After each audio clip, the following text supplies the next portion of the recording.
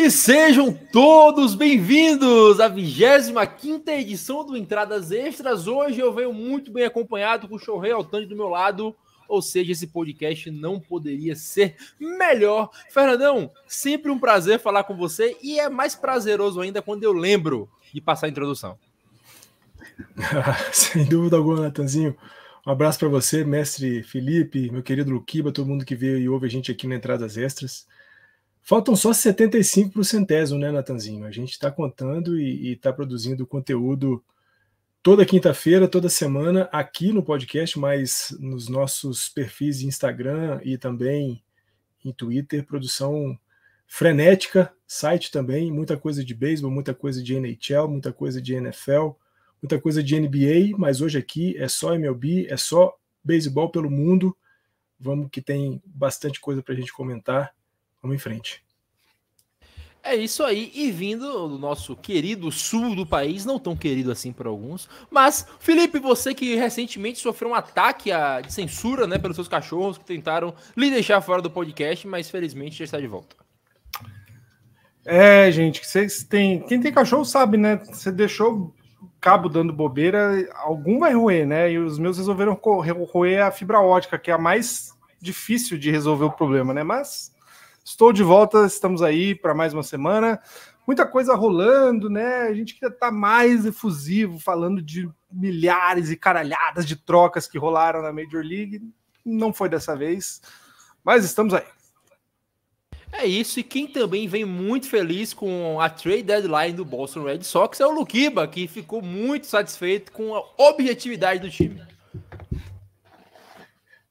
Inclusive o Luquiba já... Inclusive ele odiou tanto a deadline que ele... frisou e caiu. Ele foi embora do podcast. Não foi uma boa deadline. Torcedores do Red Sox protestando aqui contra o time. É isso, ele boicotou o comentário sobre a trade deadline do Boston Red Sox saindo da live, saindo do podcast. É verdade. Então fica claro, aí o Luquiba, quando ele voltar mais pra frente, ele se apresenta, ele faz tudo o que ele precisa fazer. Mas antes de fechar aqui essa introdução, eu vou botar as redes sociais na tela para você que está escutando, @entradas_extras no Twitter, tailgatezone, @tailgatezone no Facebook e no Instagram. Também tem o site www.tailgatezone.com.br, onde você confere os nossos textos, resumos, crônicas e tudo mais. Inclusive, saiu essa semana nosso beisebol aí pelo Felipe, trazendo todas as novidades do beisebol tupiniquim, que irá ganhar o próximo World Baseball Classic. Se você quer ver lá o MVP, que vai ser o Gabriel Catcher, pode dar uma olhada lá que você já vai ficar inteirado dos novos nomes do beisebol. Vamos fechar, a gente volta no segundo bloco para falar de PAN, de Baseball United e tudo mais. Take me out to the ball game. Take me out with the crowd.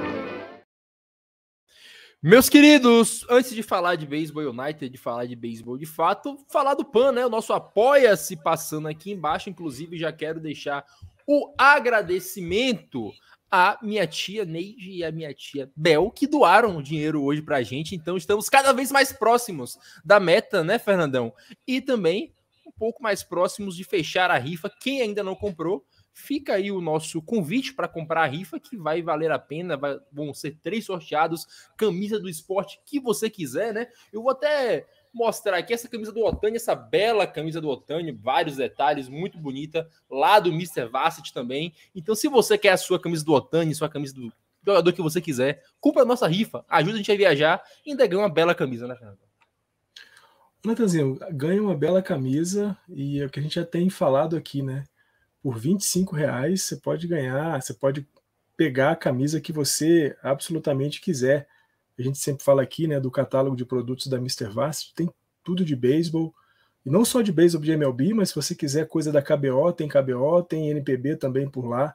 Você tem tudo de NFL, de NHL, de NBA, de futebol nacional e internacional. Inclusive, né, pegando a onda da Copa do Mundo de futebol feminino, infelizmente nossas onças não foram muito para frente nessa Copa, mas se você quiser uma camisa da Zanerato, da Marta, da Ari Borges, é só falar lá com o nosso querido Jefferson que ele vai providenciar para você. Mas, antes disso, precisa passar lá no link da nossa rifa, adquirir um dos números e concorrer a essa ao prêmio que você escolher, mas também, fundamentalmente, ajudar o Tailgate Zone a estar no Pan-Americano de Santiago 2023, que vai acontecer entre outubro e novembro. Você tem a rifa para poder comprar, mas também, se você quiser, aqui embaixo, está passando para você que está assistindo a gente pelo YouTube ou pelo Spotify, apoia.c/tznopan2023. Ajude a gente, contribua da forma como você puder, a gente fala aqui semana após semana. Se você não pode contribuir com dinheiro, não tem problema nenhum, pega esse link, coloque em todos os grupos de WhatsApp que você tem, coloca nas suas redes sociais, fala, apoia os caras estão fazendo um trabalho legal, vão para o Pan-Americano de Santiago em 2023, então faz isso, divulga o nosso trabalho, divulga o nosso conteúdo, porque você já vai estar ajudando demais.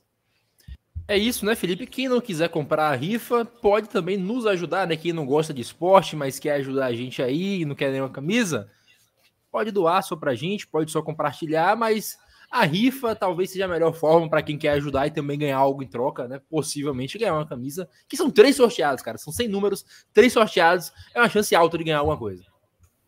Pois é, Nathan, há 78 dias, acho que estamos do PAN, a gente tem aí algumas ações ainda, né, que vão acontecer, essa é uma das primeiras. O sorteio sai junto com uma convocação da seleção, inclusive, então é uma oportunidade muito boa de você ajudar e ser presenteado com isso, né? A camisa de muita qualidade, o Fernandão já falou a lista de todos os esportes, tem de rugby também, eu estava fuçando aí esses dias, os caras têm quase tudo. Então vale a pena participar, é um valor simbólico, né? Mas que ajuda muito o nosso projeto. Estamos cada vez mais próximos da meta. E é isso, Natão. Aos poucos a gente vai construindo aí esse sonho, já estamos vendo passagem, onde ficar.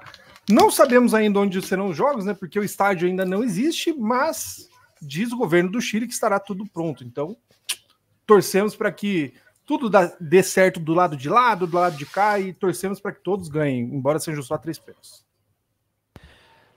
Né, Luquiba? Agora a gente já falou bastante aqui, vou aproveitar para pedir para você se apresentar, além de falar do PAN, porque quando eu lhe chamei, não sei se você ouviu, mas eu falei que você era o torcedor mais feliz do Boston Red Sox nesse momento, por causa da deadline, da certeza que o time deu do que iria ser o resto da temporada. Então, fale da sua felicidade e fale também do PAN um pouco. Obrigado pela parte que me toca. Não, eu já falei para vocês em off que eu poderia cair e cair logo de cara. Então eu tive que fazer um improviso aqui. Tô pelo celular, tô tentando com um fio pendurado, dá para ver aqui, para carregar, não sei o que, mas vamos lá. Eu não vou falar de Red Sox agora, deixa para a gente falar quando a gente vai falar de deadline. E o que o Xará, né, tava falando a respeito do não construir estádio me lembrou daquele filme Benchwarmers, né, que os caras construem um estádio da noite pro dia para poder jogar. Então eu tô imaginando que vai ser assim, né? Não, vamos decidir aqui. Aí amanhece, de repente o estádio está pronto lá. Acho que eles estão pensando que vai ser desse jeito, né? O mais curioso é que, assim, sem estádio de beisebol a gente ainda dá um jeito, né? Põe no outro gramado e tal, mas a Vila Olímpica não, né? Vila Pan-Americana foi entregue faz, acho que 15 dias, máximo um mês, né? Até então não tinha nem onde os atletas ficarem, né? Mas vai dar boa, vai dar certo. Porque então vai dar o beisebol, ele fica mais emocionante no final, né, Fernandão? Esse estádio vai ser um walk-off. Vai ser logo no final ali, já vai ficar pronto pra gente chegar jogando, como sempre fala, um povo sem pernas, mas que caminha. A gente vai fazer tudo apertado, mas vai fazer. O melhor do beisebol é sempre a pós-temporada, né? E esse estádio vai ser construído na pós-temporada, então vai ser muito bom. Vai ser uma maravilha. Agora, Fernandão, já continuando contigo aqui para a gente falar de beisebol agora, daquela nossa querida Baseball United, que nem começou ainda, mas a gente já falou pra caramba aqui. Eu duvido que exista outro podcast no planeta Terra que tenha falado tanto de Baseball United que nem a gente. A gente fala de Baseball United sempre que sai alguma coisa. E agora, mais 2 franquias anunciadas, né? 2 franquias, inclusive, com a identidade visual muito bonita, o Dubai Wolves e o Abu Dhabi Falcons, né? Eu, pessoalmente, fiquei apaixonado lá pela logo do Wolves, eu acho que vai ter um uniforme muito bonito, sempre gosto de times vermelhos, então, muito bonito, você comentou, né? Inclusive, 2 times onde gira o dinheiro, onde a liga vai ser concentrada, então, tudo talvez para ser dos 2 times que talvez mais gastem nessa liga e tenham os times mais competitivos, talvez, fica aí o nosso questionamento apenas. Natanzinho, sem dúvida, né? Você falou uma baita de uma verdade. Entradas Extras talvez seja o podcast que mais comenta sobre a Baseball United no mundo inteiro. A gente está falando dessa liga desde exatamente o primeiro segundo de existência da Baseball United. Já cobrimos aqui a criação do Karachi Monarchs, também do Mumbai Cobras, né? Os times ligados ao Paquistão, o Karachi Monarchs, e à Índia, o Mumbai Cobras. E agora, os dois times, as duas novas franquias, novíssimas franquias, criadas hoje, exatamente hoje, né? Dia 3 de agosto de 2023, dia em que a gente está gravando o nosso episódio número 25. E as duas vinculadas aos Emirados Árabes Unidos, que episódios atrás nós falamos, vai ser o grande concentrador da gestão, do financiamento da Baseball United durante os próximos 15 anos. E aí, a Dubai Wolves e Abu Dhabi Falcons, como você disse, duas belíssimas identidades visuais. Eu acho que é uma coisa que a gente pode destacar muito, né, na Baseball United. Os caras têm se preocupado muito, têm caprichado muito na construção gráfica dos seus times, né, dos mascotes, das logos, da cor das camisas, né, até agora só produto maravilhoso. Pena que a gente ainda não tem muito acesso a esses produtos, né? A Baseball United tem uma loja onde ele está vendendo o boné, a camisa, a jersey, está sendo tudo vendido. O problema é que para a gente trazer de lá para cá é um pouquinho mais caro, mas sem dúvida alguma os caras têm se preocupado e têm caprichado muito na identidade visual dos times. E é sempre bom, né? Falcons e Wolves são dois animais que dá para fazer muita coisa, né? Lobos e falcões são dois animais que a gente pode produzir muita coisa em cima desses dois bichinhos. E sem dúvida alguma a Baseball United vai continuar caprichando. Bom também saber, né, Natanzinho, que logo entramos no mês de agosto, e logo o draft da Baseball United vai acontecer aqui no próximo mês, dia 19 de setembro. Então, com as 4 franquias já criadas, com um mini torneio já programado para novembro acontecer entre essas 4 franquias, e logo as outras 6 franquias que comporão o conjunto de 10 para a disputa efetivamente da liga da Baseball United. É isso, né, Felipe? E assim como foi o Karachi Monarchs, como foi o Mumbai Cobras, os nomes trazem muito significado. A gente viu aí o Dubai Wolves, pelo que eu li, em referência ao lobo arábico, o lobo da Arábia, que é muito vasto lá pelos desertos, né? Então, além de tudo, preocupados com uma bela identidade visual, com bom significado. E vamos esperar aí, né? Porque a Baseball United talvez note os arautos da sua liga e nos leve para ver esse draft lá em Dubai.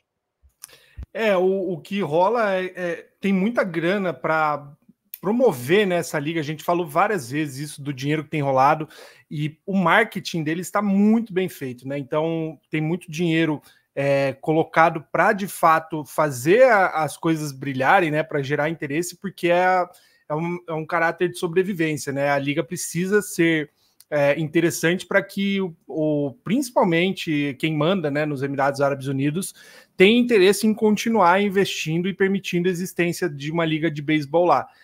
A gente já falou várias vezes, né? Uma terra que outros esportes dominam, né? Principalmente quando a gente fala do Paquistão e da Índia, né? Em que são as 2 primeiras franquias, é uma terra do cricket, e nos Emirados Árabes. Internet hoje tá um negócio. Oi? A internet caiu, mas prossiga. Caiu e voltou, enfim.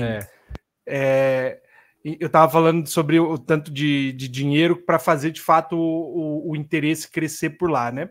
E aí, eu estava conversando com um amigo meu que é designer lá em Dubai, e ele comentou que a disputa estava para ver quem ia ter a sorte de ficar com o Falcão como principal nome, né? Porque o Falcão é tipo o governo lá, né? Todo mundo quer, porque é a bandeira do país, enfim. E aí acabou que Abu Dhabi foi agraciada, né? Meio óbvio seria por conta de toda a sede, né, dos Emirados, mas Dubai também saiu muito bem aí nessa história. Lembrando que o draft já já no comecinho, né, aliás, no começo da segunda quinzena de setembro, e a gente tem uma expectativa de brasileiros participando, né? Não foi revelado ainda oficialmente nenhum nome, mas muita gente já queimou a largada e já deu spoiler pra gente. E aí, em breve, saberemos essa lista tão aguardada de quais são os jogadores, de onde vem essa galera. vai ter gente da Major League, vai ter gente do Japão, das ligas latinas, enfim, tem gente pra caramba. Os brasileiros a gente sempre destaca porque o Barry Larkin é um dos cabeças, né, da Dubai, da liga, né, de Dubai, da Baseball United. Então, boa parte da galera que trabalhou com ele aí na seleção nos últimos anos tem uma ligeira chance de aparecer.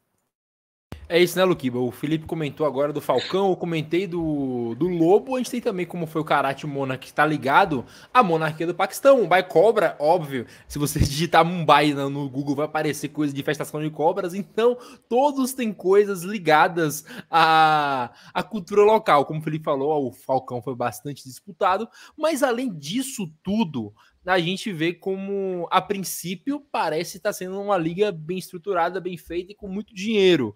Vai demorar, claro, para ser uma liga competitiva com as outras, mas as expectativas até agora são as melhores. Inclusive, esses times são muito bonitos. O Felipe mandou para a gente aqui no chat os uniformes. Se você quiser procurar, só digita Baseball United, que lá na página deles vai ter uniformes muito bonitos. Já quero esse do Dubai Wolves.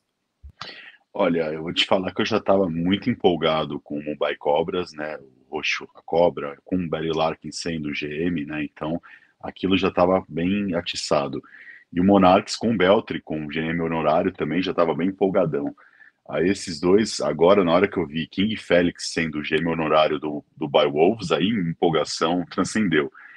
E o Falcons, eu acho que eles não sabem da história de Falcons, né? Que a gente vê Falcons como pipoqueiros, né? Então, eles estavam brigando para ver quem que era o pipoqueiro. E eu acho que eles acertaram em cheio, porque eles colocaram o Mariano Rivera como GM honorário do Falcons. Então, assim, é o maior pipoqueiro da história do beisebol no time pipoqueiro. Tá tudo lindo, maravilhoso. Essa liga já começou acertando em tudo, não tem nem o que reclamar. Pode falar que o Mariano Rivera teve 652 saves na carreira dele, mas ele pipocou quando não era para pipocar ali no Fenway Park, ali no Outro Branco, que a gente conseguiu virar de 3-0 para 4-3. Ali ele mostrou que ele de fato é pipoqueiro. E teve também... Olha aí o Luquiba transcendendo a simbologia dos times. Encontrou até a simbologia do pipoqueiro já no Falcons, é isso aí. E que fique claro, esse podcast aqui é muita informação, misticismo e simbologia. Você pode acompanhar tudo aqui. É o podcast da família brasileira. Então, antes do fim, inclusive, a gente lê os astros, né, da semana, a gente passa as informações. É isso. Inclusive, se você for de Gêmeos, tenha cuidado na sua vida amorosa, porque vai chegar algo novo aí na sua vida. Mas, Fernandão, você que aí é um Natanzinho tá chegando aí na sua casa, viu? Fica esperto. Não. Ou esperta. Já falei. Como eu falei na live, eu só amo uma mulher. E ela não tá escutando isso aqui agora. Então, fica aqui sinceros. Mas, Fernandão, agora com você, a parte do podcast que nós gostamos bastante de escutar, porque saber nós não sabemos tanto, que é da Liga Cubana, né? Que agora tem sua final definida. Ô, Natanzinho, e assim, eu estou muito empolgado, né? Primeiro porque Industriales, que é o maior vencedor da Série Nacional de Beisebol de Cuba, conseguiu, surpreendentemente, ser um dos finalistas junto com o Las Tunas, né? Industriales, que terminou a fase de temporada regular em quinto, Las Tunas foi o melhor time durante a temporada regular, embora Las Tunas tenha liderado a temporada regular. Matanzas era o grande time da liga, né? E acabou também sendo surpreendida, né? Las Tunas pegou Matanzas na semifinal e venceu num 4-2 muito tranquilo. O Industriales teve que lutar muito contra Saint Espíritos na quartas de final e depois pegar Santiago de Cuba, os Abispas, que foi o segundo time melhor na temporada regular, e os dois fizeram uma série super emocionante, né? Foi até o sétimo jogo.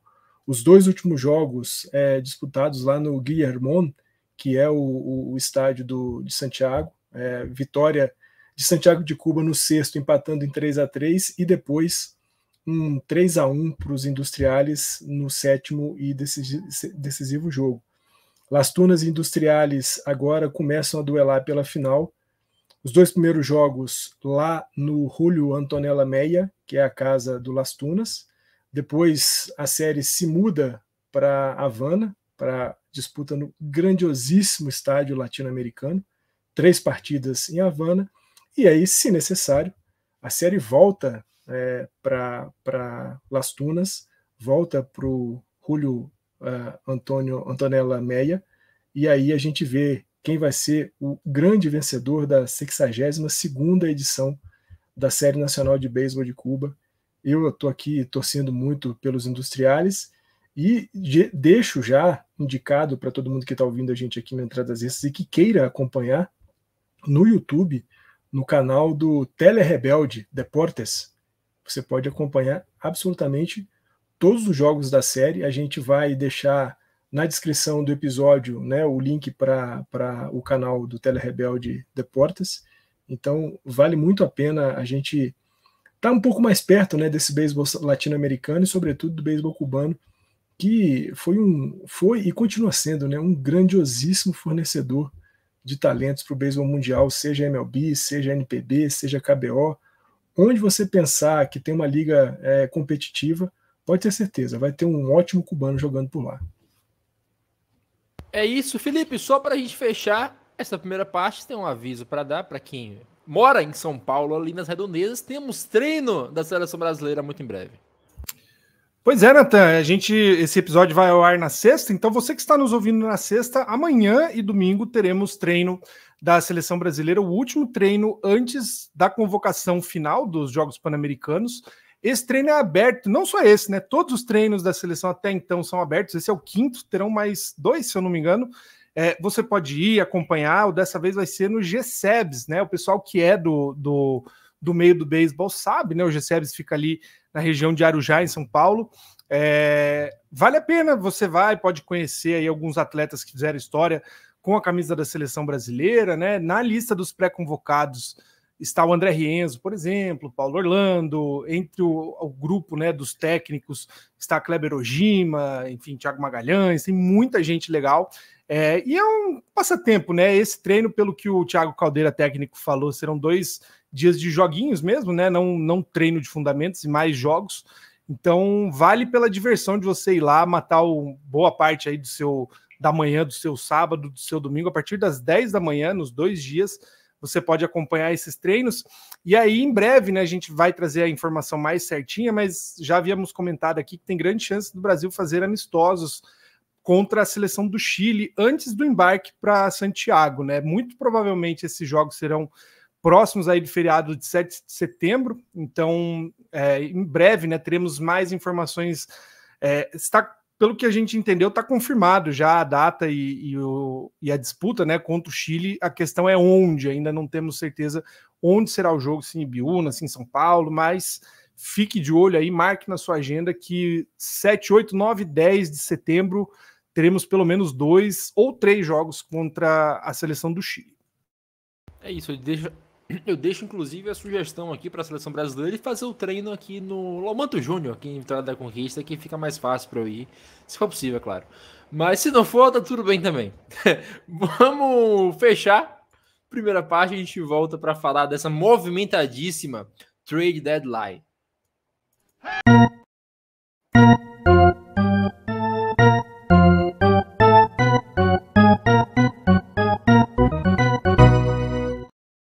Luquiba, chegou a hora que você gosta do podcast.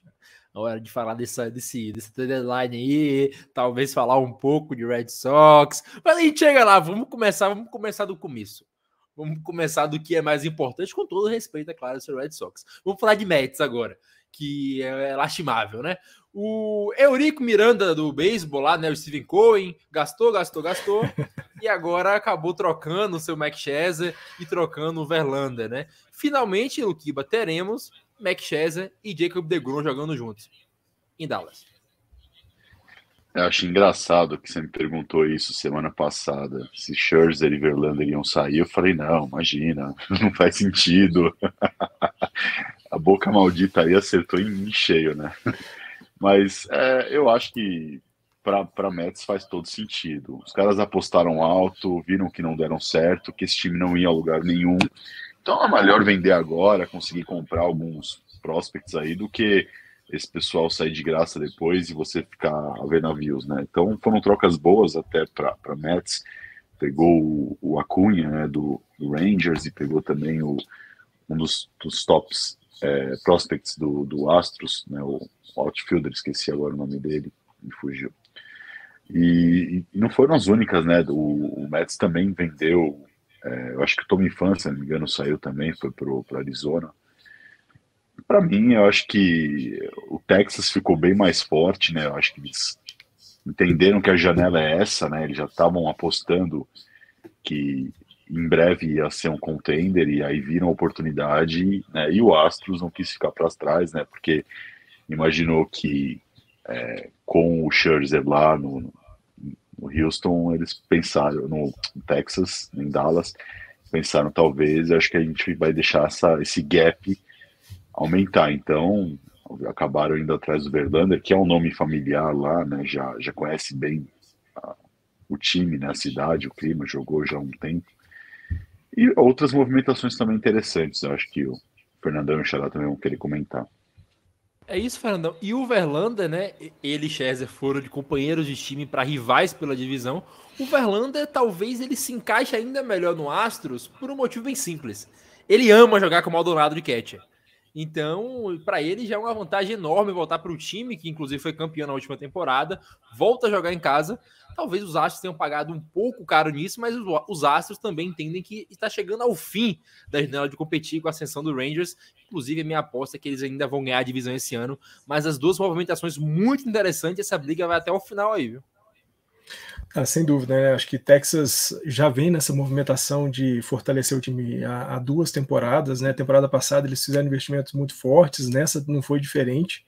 E agora na trade deadline conseguem aí o Mark Scherzer, que é uma grande adição, né? A gente sabe, tanto o Scherzer quanto o Verlander estão na fase final de suas carreiras, mas estão longe de serem arremessadores irrelevantes, né? Ainda são 2 caras que podem contribuir muito. Scherzer já campeão de World Series, o Verlander também da mesma forma.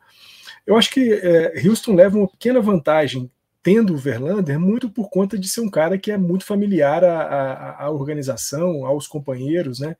Um cara que já foi campeão por 2 vezes lá, né? 2022, 2017. Então, traz de volta esse sentimento de campeão, essa coisa de conhecer a organização, os companheiros todos, isso é bastante vantajoso para Houston. Embora eu ainda ache, e discordo de você nesse ponto, que Texas dessa vez não vai deixar as coisas passarem. E o time tá muito forte. O time já estava forte antes, o time já era muito bom antes, e com a adição do Mark Scherzer acho que fica melhor ainda.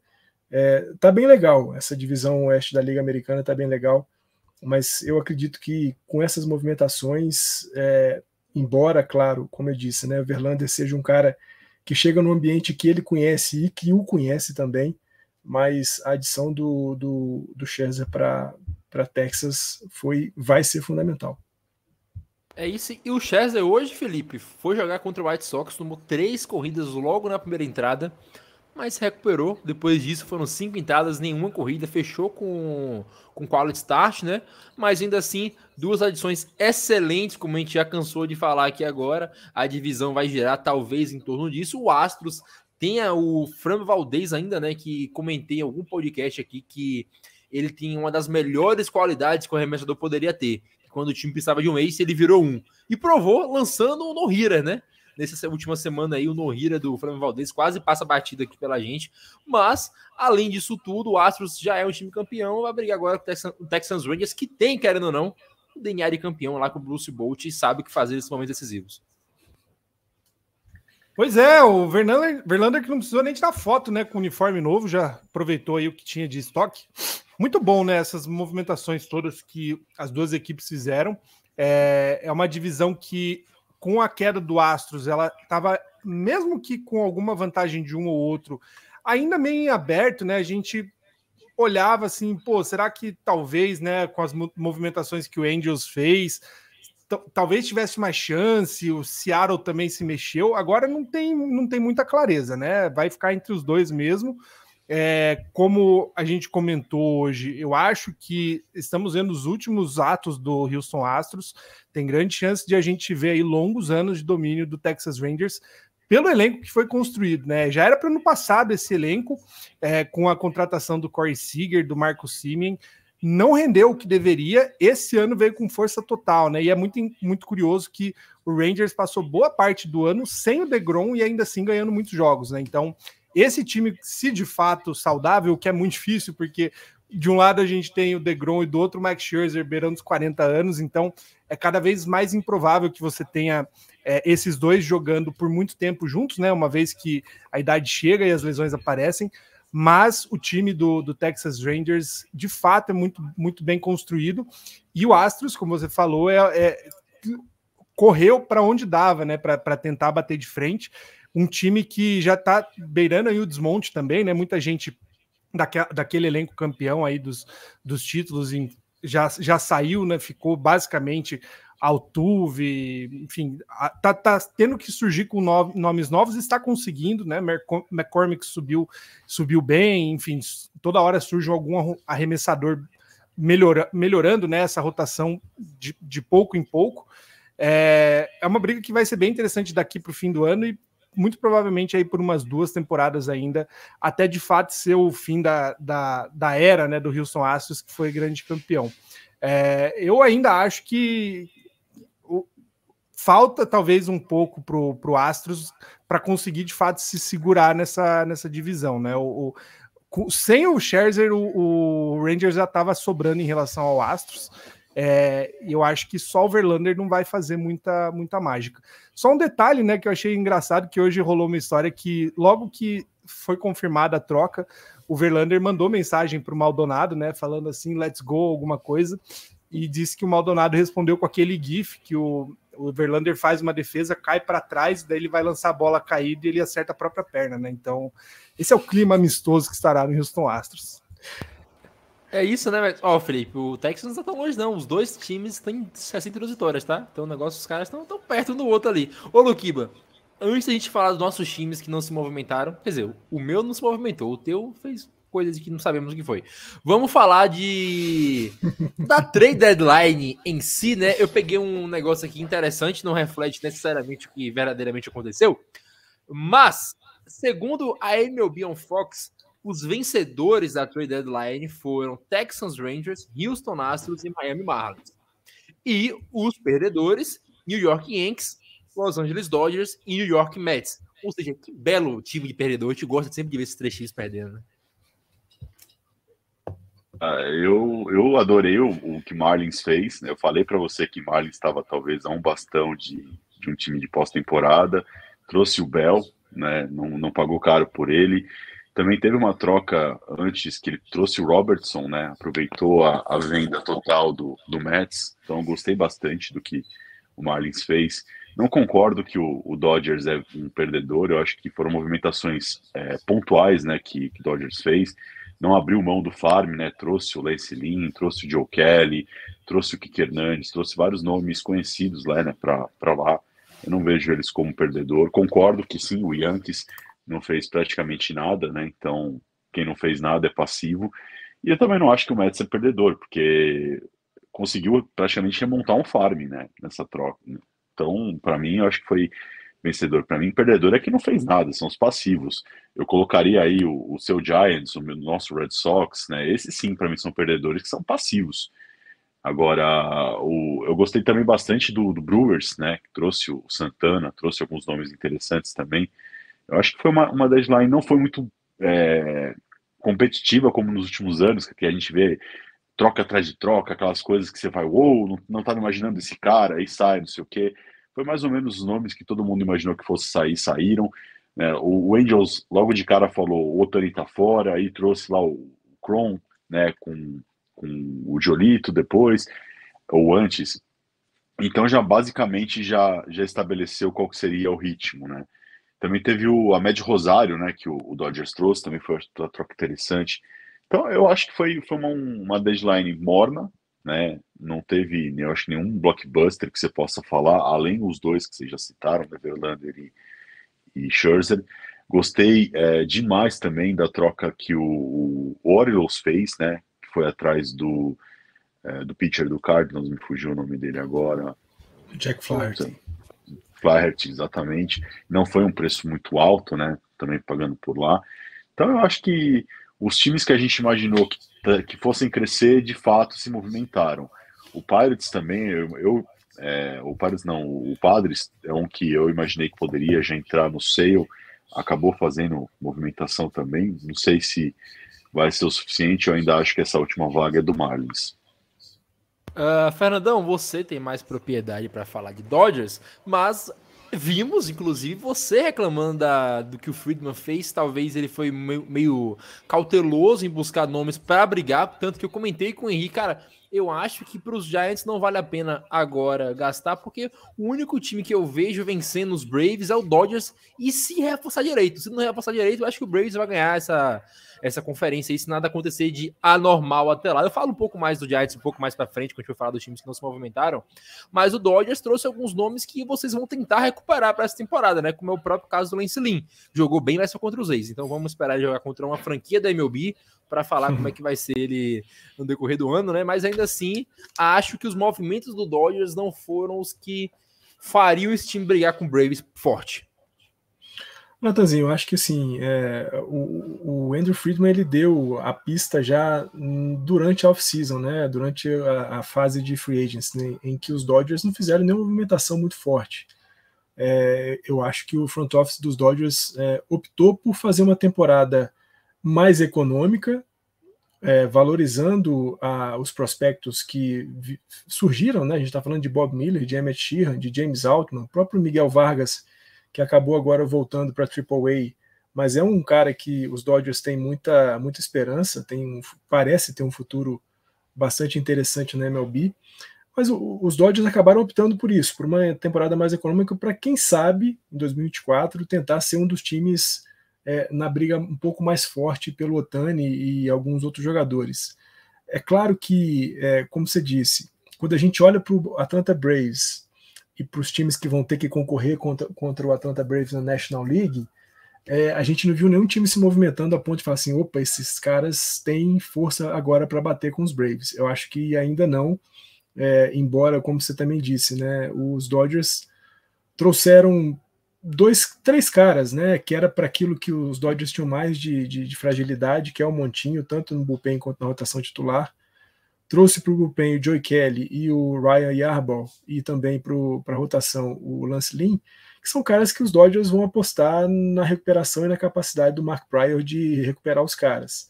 É claro, o Joey Kelly é um cara que chega já conhecendo também a franquia, como o Kike Hernandez, né? Os dois são bastante familiares dentro dos Dodgers. Eu acho que isso é uma vantagem. Acho que, por um lado, também o Lance Lynn sai do Chicago White Sox, um ambiente muito ruim, muito pesado, vai para um lugar onde ele pode ter um pouco mais de sucesso. Eu não acredito que o Lance Lynn seja um cara para arremessar pelos Dodgers na casa de 2,5, 3. Eu acho que vai ser 3 alto até um 4, mas é um cara que não vai arremessar quase 7 como ele estava arremessando lá no Chicago White Sox. Eu acho que o ambiente vai ajudar muito o Lance Lynn. Como você disse, ele foi bem no primeiro jogo contra Oakland, embora tenha tomado 3 home runs, né? Mas Oakland é Oakland. Vamos esperar de fato. Possivelmente ele deve ser o arremessador dos Dodgers no Sunday Night Baseball contra o San Diego Padres. E lá sim a gente vai ver do que de fato o Lance Lynn vai ser capaz. Mas eu ainda acho, né, e agora falando mais como torcedor dos Dodgers como qualquer outra coisa, eu acho que os Dodgers ainda têm bastante talento. É um time que tem bastante talento, é um time que precisa de Tony Gonsolin, Julio Urias arremessando um pouco melhor. A gente precisa de um Clayton Kershaw saudável. Eu acho que daí, com isso tudo nas mãos, é possível até tentar bater de frente com os Braves, embora eu concorde com você plenamente. Eu acho que é muito difícil alguém que não concorde. Braves é o favoritaço para a Liga Nacional desse ano. O time é muito bom em tudo, é muito bom no bullpen, é muito bom na rotação, ainda mantém aquele infield maravilhoso, tem Ronald Acunha atuando na condição de MVP da Liga Nacional, então é o time a ser batido. É claro, a gente sabe, beisebol de outubro é outra coisa, é outra ideia de playoff, mas eu acho bastante difícil que hoje, como a gente está vendo os times da Liga Nacional, alguém possa bater os Braves. E, Felipe, a gente comentou, né, que talvez o ponto alto dessa deadline parada, tirando o Chester Verlander, foi o Eduardo Rodrigues, como chama o Henrique, o Dudu, negando os Dodgers, né? A princípio a gente achou que ele é muito Red Sox, tal, isso e aquilo, mas no final das contas saiu a declaração, né, pelo seu agente, que ele não queria ficar se mudando, ele queria ficar com a família lá em Detroit, estava confortável lá, e se mudar para a Costa Oeste ia mudar tudo. Afinal das contas, o Dudu é um homem de família, priorizou a família a ganhar um título, talvez. Mas falando sério agora, a gente vê que o Mets, como falou o Luquiba, tentou pegar alguns jogadores para reformular a farm. A gente tem o irmão do Acunha, né, que pode no futuro fazer um duelo com o irmão na divisão. Tem os Astros que trocaram os dois principais outfielders de sua farm pelo Verlander, mas de acordo com os perfis que seguem o Astros, se o Kyle Tucker renovar, não importa, tá tranquilo. Mas, continuando falando disso tudo, o Marlin se moveu bem, a gente teve também o Texas, que já falamos, e o Astros. O Dodgers fica nesse negócio aí, né? Acho que talvez poderiam ter se movido mais para conseguir vencer os Braves, mas a gente tem que lembrar também que o Padres não se moveu, que a expectativa era que talvez o Snell pudesse sair, que o Soto pudesse sair, o time embalou, não trocou ninguém, então no final das contas, a gente vai ter 4 times brigando forte aí pela Liga Nacional Oeste até o final da temporada, porque o Padres melhorou, tá? O Padres já começou a ganhar um bocado agora, tá quase 50% já. O que ficou de notícia, né, Nathan, é que os GMs todos falaram do preço alto que estava sendo cobrado, né, pelos jogadores de aluguel, e que, inclusive, os jogadores que não eram de aluguel, né, com mais tempo de contrato, nem estavam sendo envolvidos em conversa, né, então a gente como torcedor de time que está precisando mudança, né, movimentação para parecer que está fazendo alguma coisa, é bem frustrante ver que não veio nenhuma troca bombástica envolvendo um monte de prospecto, mas que o retorno seria, né, a longo prazo, e nem jogadores que vão até o fim do ano sair do time, né? No caso do Red Sox veio só o Luiz Urias, né? Aquela coisa, qual era o objetivo, né? Você entra na deadline para fazer o que exatamente? Você pretende vender, você pretende comprar? Eu concordo com o Luquiba, se você não faz nenhuma das duas coisas, você não fez nada, então você é o grande perdedor, né? Porque muito se fala do Mets ter saiu perdendo, mas o Mets fez exatamente o que é esperado de um time na situação. Tem muito contrato grande, pode absorver boa parte do salário, o Mets comprou prospectos de alto calibre, só assumindo o salário, basicamente, né? Eu estava lendo há pouco um jornal falando justamente isso. O Mets trocou aí 3, 4 jogadores mais velhos, né? Mas pelo menos 3, o Robertson, o Scherzer e o Verlander, por 4 prospectos top 100. Então, beleza, talvez 2024 esteja comprometido. De 25 para frente, o time está redondo, porque tem 4 caras que vão suprir basicamente boa parte da line-up, né? Metade da line-up veio nessas 3 trocas. Os times que não fizeram nada e que podiam fazer, a gente sempre volta no caso do Red Sox porque é realmente angustiante. Em 2022 foi isso, em 2023 a mesma coisa. Você chega na porta da deadline vendo que seu time ou você precisa de um grande investimento, um grande salto para de fato competir, ou você abre mão porque não vale a pena segurar os caras. E aí o time não faz nenhuma das duas coisas, né? Então, o Red Sox vai seguir com as mesmas peças praticamente. Boa parte dos times não conseguiu movimentar. Jogadores que a gente ficou ouvindo várias vezes que poderiam ser grandes tentativas, né, de moeda de troca. O Tim Anderson termina a deadline no mesmo lugar que ele estava.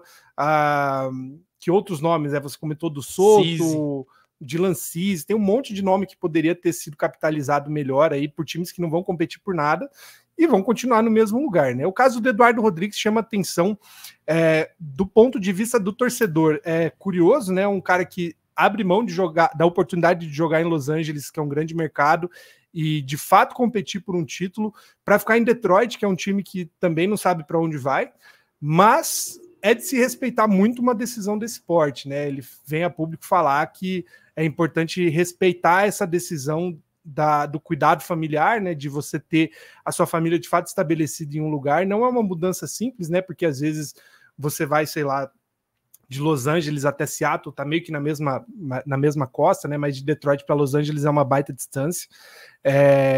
E aí surge essa possibilidade, né? De talvez um contrato mais longo de renovação para o Eduardo Rodrigues em Detroit, que talvez não seja a grande solução, né? Acho que no caso do Tigers, o ideal também teria sido procurar uma boa oferta aí para essa troca. Só falando do Red Sox antes de terminar, né? Para você que nos ouve aí, que fala assim, pô, Luquiba e Felipe só falam mal do Red Sox.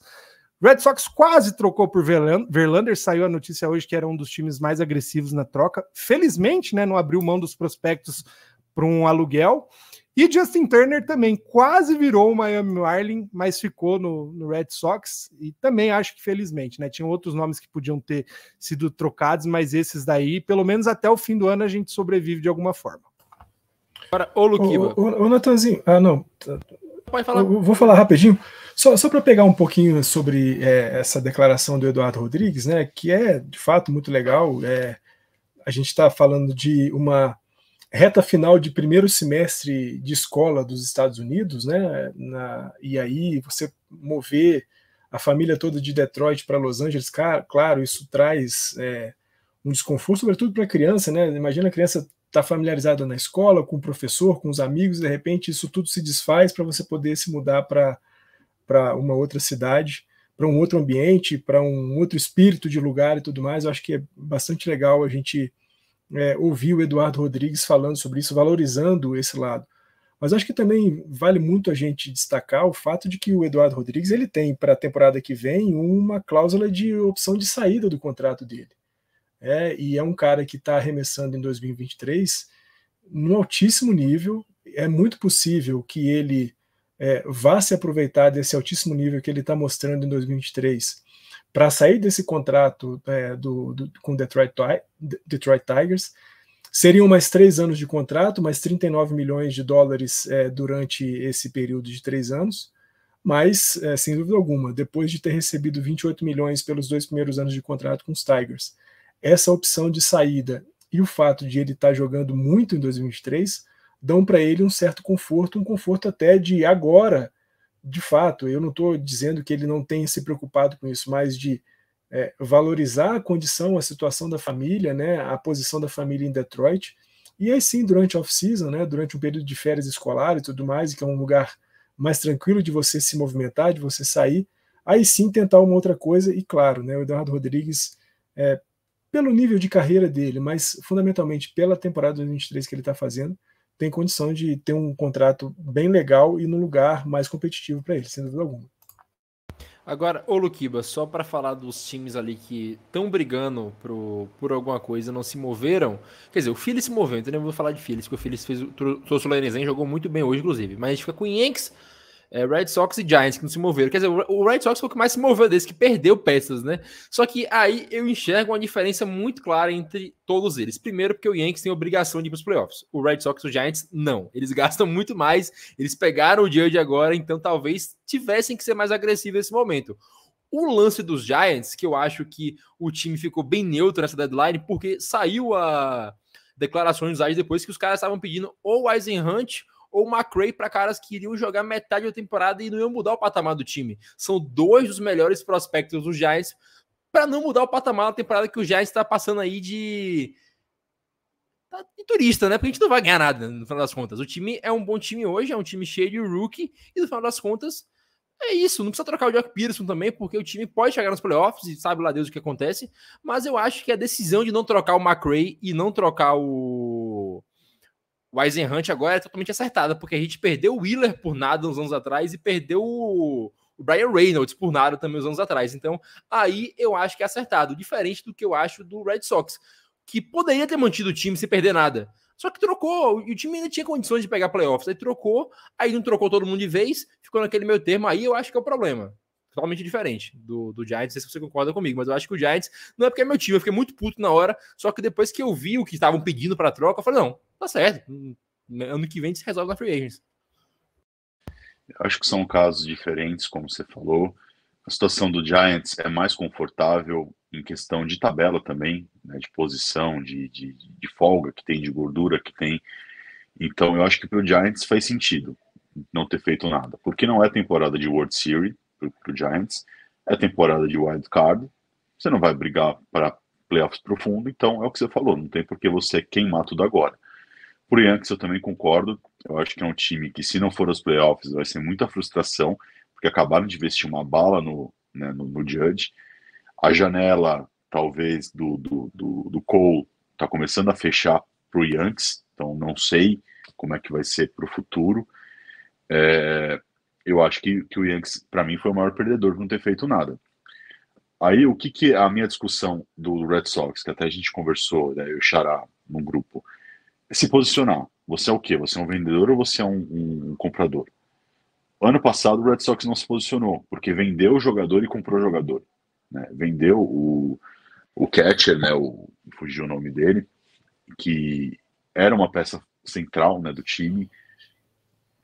Christian Vázquez. O Vázquez, isso. para Houston, exatamente, e trouxe uma peça também que não fez muito sentido, não ajudou. Então o time não saiu da posição que estava, não chegou aos playoffs e perdeu a chance de capitalizar em cima de jogadores como o J.D. Martinez, né, que poderia conseguir um bom retorno em cima dele, entre outros nomes. Essa janela é a mesma coisa.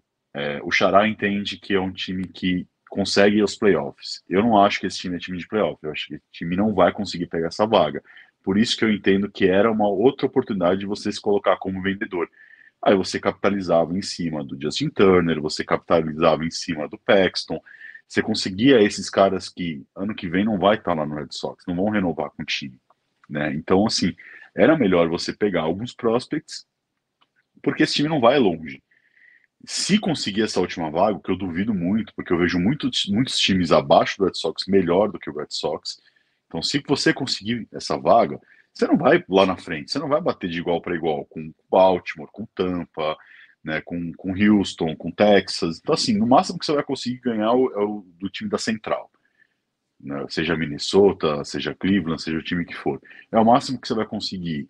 Vale a pena você segurar esses caras para isso? Então, assim, eu achei que o problema do Red Sox foi isso, não se posicionar. Se você entende que você consegue ter chance, com certeza, olha o mercado. Eu não sabia da notícia do Verlander, graças a Deus, de fato, não se envolvemos nisso, porque para Boston seria péssimo, provavelmente teria que ter mandado o Meyer nessa troca, né, e aí não faria nenhum sentido você fazer isso. Então, para Boston, eu acho que faltou se posicionar dessa forma. E aí a gente fica questionando o que esse time quer. Parece que estão contentes com um time que vai fazer uma campanha de 70, 75, no máximo 80 vitórias. Isso está bom para todo mundo. É um time que não vai brigar para ter pique alta, não vai brigar por profundidade de playoffs. Então você fica sem saber qual que é o rumo que esse time está tomando, né? Então, eu acho que isso que é a maior crítica pro Boston. E tem outros times também que não fizeram nada, né, além desses três que você citou. O Padres teve uma troca, né, trouxe o Hit Hill com o Ji-Man Choi. Não sei se era isso que precisava no time. Eu acho que o problema do Padres é banco, né, você ter o Bob Melvin ali, eu acho que não faz o menor sentido. Eu acho que teria que começar por ali para você conseguir ver para onde você vai. E eu acho que era hora do Padres começar a tentar fazer o que o Mets está fazendo. Não vamos a lugar nenhum, vamos capitalizar. Eu acho que eles estão se arrastando para o inevitável. O Cardinals foi um time que vendeu bastante também, aproveitou, entendeu que não ia a lugar nenhum, então começou a capitalizar e trouxe bastante prospects interessantes aí também. A gente não falou muito a respeito deles. O White Sox também é um time que já abriu mão de tudo, mas eu gostei de uma troca peculiar que teve, que o White Sox comprou o Patino, né, do Tampa. Eu acho que isso é um movimento que poucas pessoas falaram, porque foi por cash considerations, né, não foi por prospect, foi por porcentagem de salário. Eu gostei muito. Esse é um movimento que eu gostaria que o Red Sox teria feito, por exemplo. Que eu acho que é um cara que iria ajudar bastante, né, o banco de Boston, e você não abriu mão de nada. Então, essas pequenas movimentações eu acho que daria para ter feito. E isso que eu acho que ficou, né, com esse gostinho de incompetência do time. É isso, né? A gente finaliza aqui falando. Tá porra, rapaz, minha água. Só pra gente terminar, né? Acho que a gente conseguiu falar de quase todos os times. O Baltimore se movimentou muito bem, a gente falou um pouco. O Cardinals mandou todo mundo pra fora. Eu acho, o Luquiba, só pra. Não sei se alguém discorda, que o White Sox vendeu pouco. Tinha que mandar o Cease embora, tinha que mandar o Tim Anderson embora, porque o preço que o Cease tem é alto hoje. O Cease não tem nenhuma temporada boa na carreira, tirando ano passado. Esse ano ele já voltou a ter 4 de areia. Então, enquanto ele tem esse preço alto, vende. Mas aí, Natan, aquela história de o que você está disponível a vender e o que estão disponível a pagar.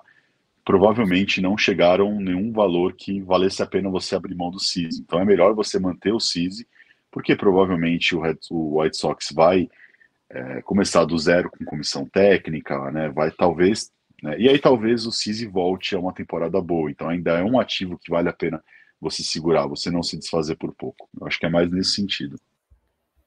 É isso, né? Tem algum time que a gente esqueceu de falar, ô Fernandão? Eu acho que talvez o Reds poderia ter se movimentado mais. A gente comentou que Reds e Marlins iria definir quem pega essa última vaga aí justamente na deadline. O Marlins se movimentou muito bem, trouxe o Jake Burger, inclusive lá do White Sox, é um cara que é muito potente. Mas tem o Cubs também, né, que desistiu de ser vendedor, botou para playoffs, machucou o Stroman, mas ainda assim é um time que vai conseguir brigar. Eu acho, inclusive, que pelo andar da carruagem, como tá o Milwaukee hoje, o Reds vai estar ganhando a divisão, porque esse time do Milwaukee não empolga em absolutamente nada.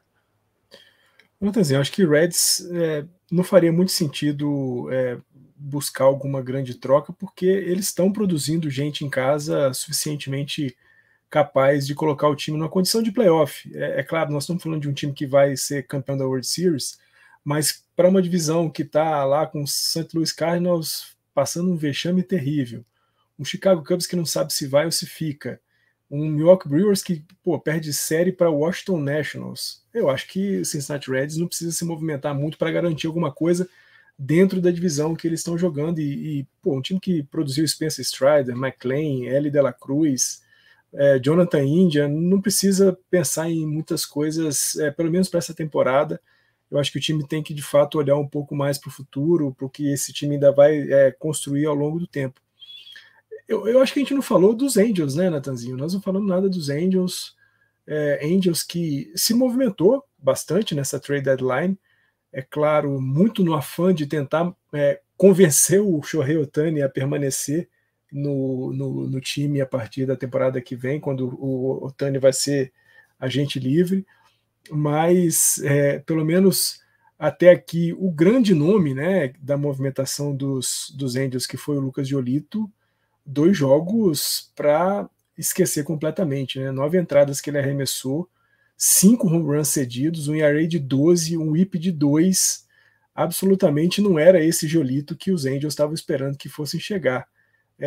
Mas ao contrário do Lance Lynn, que chega num ambiente bom lá nos Dodgers, eu não sei se o Giolito chega num ambiente não tão ruim quanto o do Chicago White Sox. Acho que não. Mas de um time que entra ano sai ano, tem campanha negativa e, sobretudo, né, um time que vai estar no olho do furacão assim que acabar a temporada com relação ao que o Ohtani vai fazer da vida dele. É um ambiente melhor do Chicago White Sox, mas não sei se é o ambiente que o Giolito precisava para dar uma virada na carreira em 2023. É isso. Ô Felipe, a gente só o último time que a gente esqueceu de falar qualquer coisa aqui. O Twins não fez movimentação absolutamente nenhuma e se caminha aí para a previsão do Fernandão, né, de ganhar divisão negativo. Eu acho que o Twins apostou no começo da temporada, né, Nathan, que talvez fosse construir um time suficiente. Por um tempo foi, né, mas claramente é um time que tá pendente de algumas... Tem muita carência, né, mas também não sei qual seria a grande solução, né, visto que o preço de pedida estava muito alto, o que poderia ser feito? Os times que têm condições, como a gente falou, que tinham condições de pagar com prospectos, claramente não viram vantagem em abrir mão desses prospectos, né? Eu acho que também o Twins começou a construir uma janela de competição do ano passado para esse ano, né? Não é porque esse ano tem uma chance que é hora da gente abrir mão de tudo para garantir um título. Por isso Cincinnati não tem por que fazer grandes trocas, por isso Twins não tem por que fazer grandes trocas. Eu acho que deixa o desespero para times que realmente estão desesperados, né? Que daí sim faz sentido quando você vê o auge do seu grupo acabando, os seus principais nomes perdendo força ou com chance de sair do time, aí sim vale a pena você abrir mão, que é o que o Angels fez. O Angels, do jeito que deu, foi atrás de reforços, né? Trouxe o Grichuk, trouxe o Cron, trouxe o Giolito, construiu alguma coisa a custo de bons prospectos. Acho que o 2 e o 3, né, do sistema foram nas trocas. Então o Angels está realmente fazendo uma movimentação para já, porque talvez não tenha ano que vem com esse time, né? O Twins ainda tem aí bons anos de Pablo Lopes, tem o Sonny Gray ainda por um bom tempo, Carlos Correia, talvez ainda dê para respirar, para quem sabe no ano que vem fazer alguma movimentação. Inclusive, esse contexto todo que a gente comentou dessa deadline aponta para a deadline do ano que vem, que muito provavelmente vai ser bem mais bem mais agressiva, né? Se tanto time ficou parado esse ano esperando uma melhor oportunidade, um melhor contexto, ano que vem vai ser realmente selvagem o negócio. E assim esperamos, né? Porque o legal da deadline é ver realmente essa movimentação grande, né? A gente passou vários anos aí vendo Greinke indo para o Astros, daí no ano Scherzer e Turner saem de Los Angeles, a gente vê aquele pau comendo, né? Todo mundo gritando, e aí vem um ano que o grande nome é o Giolito, ou sei lá, alguma coisa nesse sentido, que realmente não empolga, né? Acho que esse ano talvez os times deram realmente um passo para trás, talvez por ver a força que outras equipes já construíram, né? No caso do Braves, do Rangers, talvez não fosse realmente o melhor momento para abrir mão de tantos prospectos, sendo que a chance talvez não seja a melhor delas. Vamos fechar aqui e a gente volta no walk-off.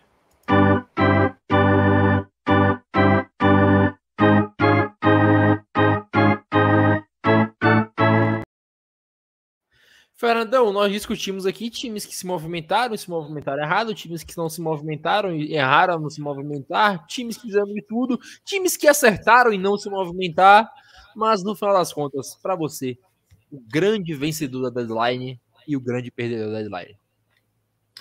Natanzinho, eu vou colocar dois vencedores no sentido de o seguinte.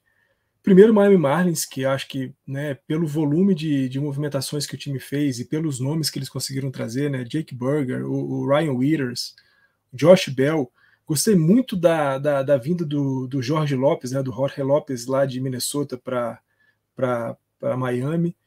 Eu acho que assim, é um time que, com essas movimentações, se coloca como um contender na vaga de wild card, mas sem ser um time que vai muito longe, muito para além disso, durante a pós-temporada, se conseguir chegar.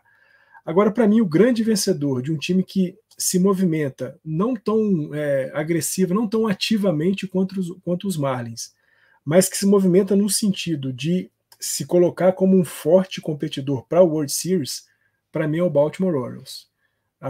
Trazer o Jack Flaherty vai fazer muita diferença para o time dos Orioles, que já é um time que tem muita juventude de altíssima qualidade, que tem caras com experiência, que tem um montinho que precisava de uma referência como é o Jack Flaherty. Então eu acho que o grande vencedor, os dois grandes vencedores são Orioles e Marlins, embora cada um numa situação de vencedor, né? Um vencedor mais para se colocar como um time de playoff e outro para se colocar como um time para brigar de fato pela World Series.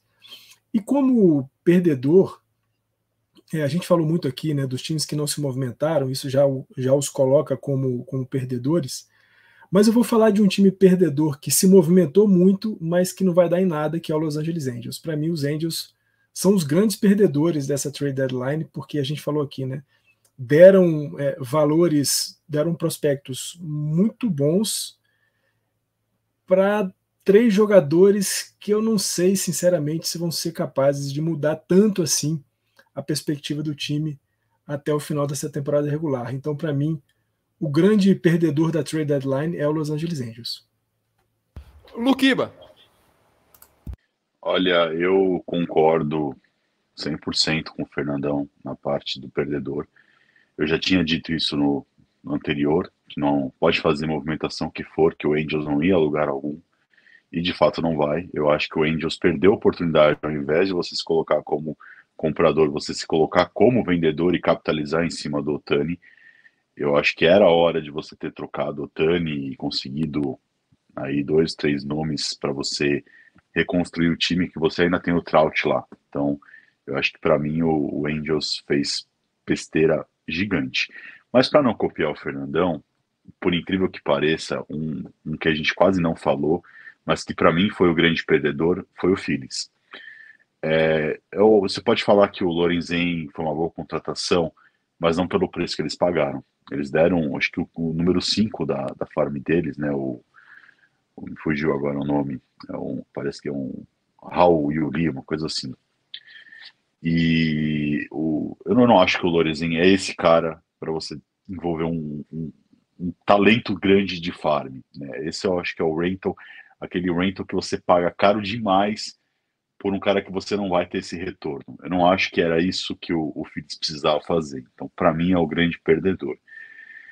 E o grande vencedor, para mim, honestamente, foi o Mets, porque você conseguiu capitalizar em cima de nomes que não deram certo no seu time, e é o que o Xará disse. Agora você tem provavelmente 4, 5 jogadores de base para daqui 3, 4 anos começarem a estourar. Porque também teve a troca do Canha, que a gente não falou, que também pegou um prospect bom. Então, assim, foram trocas ótimas para o Mets. Você tem condições de pagar dinheiro? Ótimo. Você tentou comprar todo mundo na pré-temporada? Ótimo. Não deu certo, você soube que não deu certo, você já deu tempo de você corrigir essa besteira. Então, para mim, eles estão de parabéns, é o grande vencedor. Filipeta.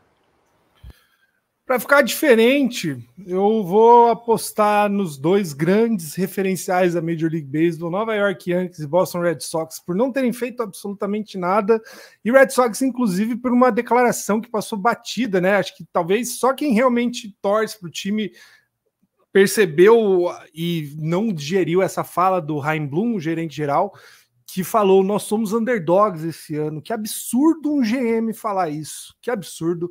O GM tem a folha de pagamento que tem e se colocar nessa posição de underdog. Então, para mim, o Red Sox, mais que o Yankees até, foi um grande perdedor por não ter feito nada e está caminhando de novo para um ano que é para ser esquecido, né? Muito dinheiro colocado num elenco para não competir. E grande vencedor, eu estou com os colegas. Eu acho que, principalmente o Mets, soube capitalizar muito bem o que tem de melhor, que é dinheiro, que é a grande dificuldade da maioria dos GMs, né? Quando você chega numa situação complicada de o que fazer com esse time, você precisa abrir mão de salário, né? E aí, às vezes, o retorno não é tão bom assim necessariamente. O Cohen conseguiu inverter um pouco essa lógica, ele abriu mão dos salários e colocou mais dinheiro para o retorno ser melhor. Eu acho que foi certinho que o que um GM com uma carteira do tamanho da que o Mets tem, né, com o dono como o Cohen, tem que fazer exatamente isso, você usar o dinheiro a seu favor. Eu acho que o Mets saiu muito bem dessa troca. Para ficar também ainda diferente, né, a gente não mencionou, mas eu acho que o Rangers é o que sai mais fortalecido da deadline como um todo, né? O Rangers tinha um time muito forte, a gente não falou, né, mas até a primeira troca que o Rangers fez, que foi trazer o Chapman, foi uma das principais, né? O Rangers construiu um bom bullpen aí com o Chapman, acho que teve mais um, né? Acho que não sei se foi o Chafin que veio, mas enfim, soube construir e contornar aí as dificuldades pontuais que o time poderia ter, e aí chega muito forte para a disputa dos playoffs em 2023. E teve o Montgomery também, né, para a rotação. Eu ia tentar falar um time diferente pra gente fechar. Eu ia falar o Rangers, o Felipe já falou. Além disso, trouxeram o Regis, né? Que foi o melhor pitch, o melhor catcher framando na liga essa temporada. É um cara muito bom na defesa e vai servir para ser um backup no time deles. Além de todas as adições na rotação e bullpen, eu acho que o melhor time na deadline foi o Texas Rangers, apesar de ainda achar que o Astros vai ganhar a divisão. Só para fechar aqui, o pior time para mim foi o Chicago Cubs. O Cubs tinha que vender, o Cubs não vai pegar playoffs, o Cubs fez tudo isso e o Stroman machucou depois. Cara, troca o Bellinger tá muito bem, pega o preço do Bellinger ia ser caro, ia ter time para pagar o Bellinger, talvez até o Dodgers pagaria o Bellinger, não sei. Porque o preço dele agora tá muito alto, o Bellinger jogou muito bem, foi o jogador do mês na conferência, né? Então, acho que o Cubs deveria ter trocado, não insistido nessa temporada. E só discordando de todo mundo, eu acho que o Mets sim perdeu. O Mets gastou o dinheiro que gastou para chegar na temporada praticamente eliminado, desistindo da temporada e trocando Scherzer e Verlander para pagar o salário dos caras ainda. Porque eles vão pagar o salário do Scherzer ainda no próximo ano. Vão pagar 25 milhões. Então, isso não é bom em lugar nenhum do mundo. O Cole é um pateta. O Cole não serve para ser dono de time. E fique claro aqui. Eu acho que, pegou prospecto, pegou isso e aquilo. É tudo esperança, projeção de que um dia vai virar algo. O que os caras tinham era o dinheiro para transformar hoje e não transformaram. A temporada foi patética e a deadline só ratificou isso. Trocaram, ainda pagaram para mandar o Scherzer embora. Então, eu acho isso fracasso. Para mim, o Mets é fracasso na temporada. Alguém... Só falando do Phillies, Luquiba, eu acho que o movimento foi certo. Talvez caro, mas certo, porque o time tá na janela agora que o Bryce Harper já não fica saudável todo ano, o Schwarber já não é tão novo assim, o Trey Turner não tá bem, mas se volta nos playoffs, quem sabe, né?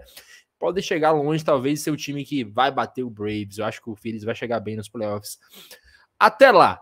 Alguém tem mais algo a acrescentar ou a gente já puxa nosso finalzão aqui? Então vamos para o nosso finalzão. Fernandão, sempre um prazer falar com você, meu querido. Na próxima vez que nos encontrarmos, o Giants será o líder da conferência da Liga. Como é o nome? Da divisão oeste da Liga Americana. Da divisão oeste. Eu esqueci o nome, será divisão, será liga, ficou na minha cabeça assim, mas o Giants será o líder. Você não sabe nem onde é que seu time tá, então não tem nenhuma condição de você dizer que ele vai ser líder de qualquer coisa. Eu esqueci o nome. Não, você não sabe onde é que ele tá, se é liga, se é conferência. Que torcedor dos Giants é esse? Meu Deus. Mas a verdade é que é sempre um enorme prazer estar aqui com vocês para gravar o nosso Entradas Extras. Eu quero falar aqui, sem modéstia alguma, que a gente produz um conteúdo de altíssimo nível, falando de beisebol de todos os cantos do mundo, falando de ligas que pouquíssima gente comenta. O mestre Felipe traz mensalmente, né, um apanhado geral de todos os brasileiros atuando pelo beisebol aí desse mundo, Europa, América Latina, Japão. Onde tem um brasileiro, tem entradas extras, tem tailgate zone cobrindo. E onde tem um negocinho desse aqui voando, nós também estamos. Um abraço, vamos em frente. Até o 26. É isso, Felipe, é sempre um prazer falar com você. Eu não sei se minha transmissão travou, o que foi, mas ainda tá rolando aqui, então eu tô continuando falando. Ô, Felipe, na próxima semana, né, pra quem não sabe, quer dizer, não, confundi as datas, né? Vai demorar, a gente avisa no próximo podcast da live. Então, um beijo, um abraço, foi muito bom falar com você. Cuide do seu cachorro, tá? Para quem tá ouvindo a gente, tivemos a primeira da série de lives aí que faremos. Falamos aí um pouco da história dos Jogos Pan-Americanos com a imensurável e incomparável companhia do Rafik, trazendo muito conteúdo e muita história aí pra gente. Se você tiver um tempinho, preste atenção lá, assista.